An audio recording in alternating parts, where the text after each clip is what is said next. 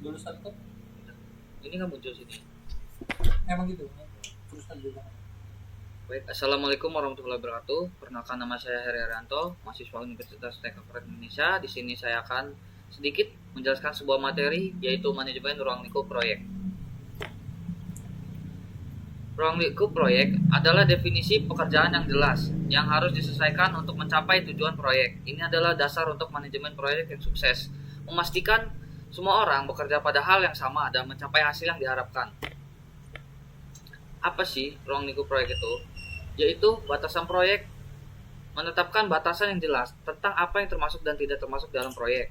Tujuannya, mendefinisikan hasil yang diharapkan, standar keberhasilan dan deliverables yang akan dihasilkan. Manfaat menentukan ruang lingkup proyek. Yang pertama ada transparansi, yaitu memastikan semua pemangku kepentingan pemahaman tugas dan tanggung jawab yang jelas.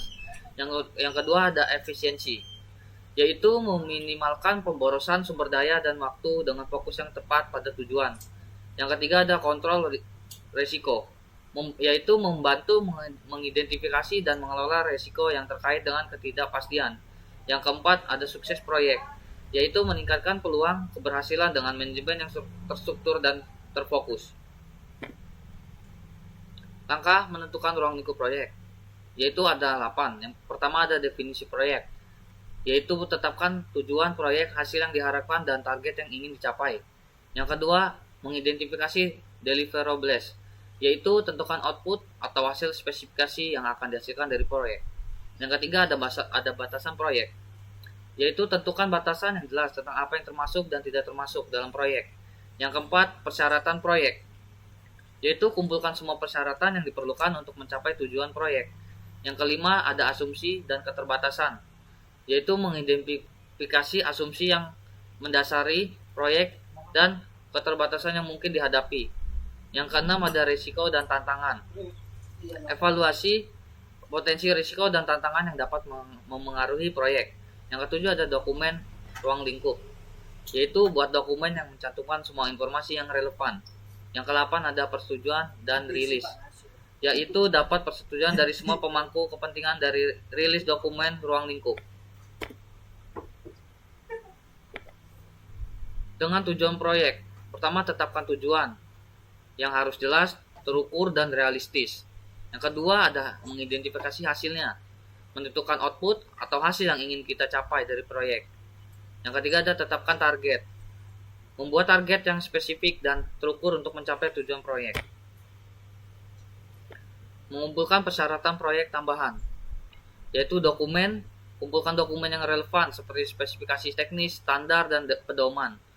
Yaitu melakukan wawancara dengan pemangku kepentingan untuk mendapatkan informasi yang lebih detail. Yaitu ketiga survei, menggunakan survei untuk mengumpulkan informasi yang lebih luas dari pemangku kepentingan. Dapatkan dukungan pemangku kepentingan. Yang pertama ada komunikasi, yang kedua ada keterlibatan, yang ketiga ada persetujuan. Pertama itu berkomunikasi secara efektif dengan semua pemangku kepentingan. Yang kedua, libatkan mereka dalam proses pengambilan keputusan. Yang ketiga ada dapatkan persetujuan mereka pada ruang lingkup proyek. Tetapkan proses kontrol perubahan. Yang pertama ada prosedur. Tentukan prosedur untuk mengelola perubahan ruang lingkup. Kedua, penilaian, evaluasi dampak dari setiap perubahan yang diajukan. Yang ketiga, persetujuan. Dapatkan persetujuan dari pemangku kepentingan yang relevan. Yang keempat, ada dokumentasi, mencatat semua perubahan yang disetujui. Dokumen ruang lingkup selama proyek. Pertama, pedoman. Gunakan dokumen sebagai pedoman dalam selama proyek. Yang kedua ada pengambilan keputusan, rujuk pada dokumen saat membuat keputusan. Yang ketiga evaluasi. Baik, itu saja yang dapat saya sampaikan. Kurangnya saya mohon maaf. Saya akhir. Wassalamualaikum warahmatullahi wabarakatuh.